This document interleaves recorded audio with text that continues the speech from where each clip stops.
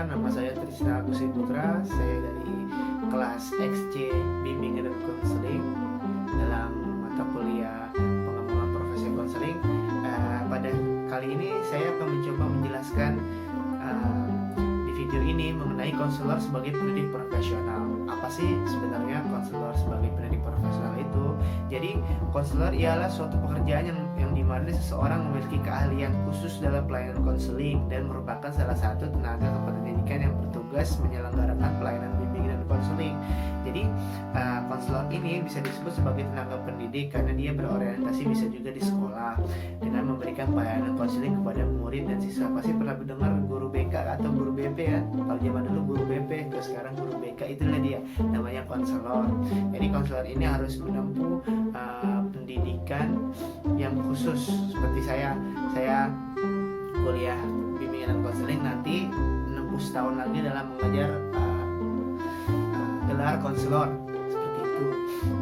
Jadi di dalam konselor ini masih harus ada standar-standarnya. Jadi standar untuk kerja profesional konselor. Jadi masih banyak orang yang beranggapan bahwa konselor itu bisa dilakukan oleh siapa saja, padahal itu salah. Jadi konselor itu memiliki kode etik dan standarnya standarnya tersendiri. Lalu ada akreditasi.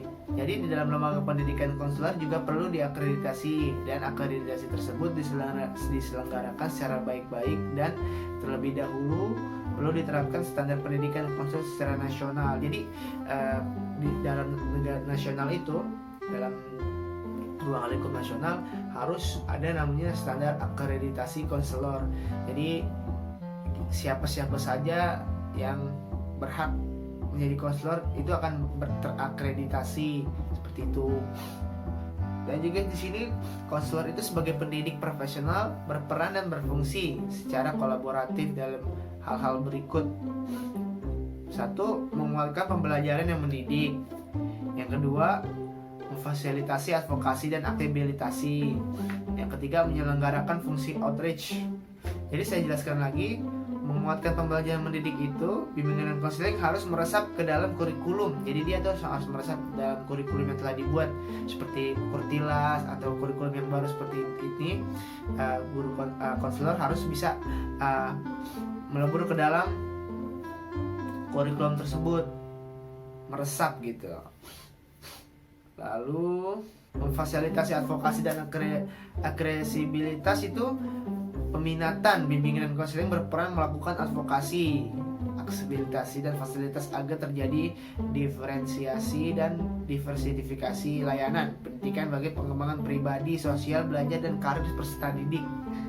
Lalu menyelenggarakan fungsi outreach. Jadi dalam konteks ini kolaborasi guru bimbingan dan konseling atau konselor dengan guru mata pelajaran hendaknya terjadi dalam konteks kolaborasi yang lebih luas. Jadi guru konselor dan guru mata pelajaran yang lain ini harus saling berkolaborasi demi memberikan pelayanan konseling yang baik untuk tiap peserta didik.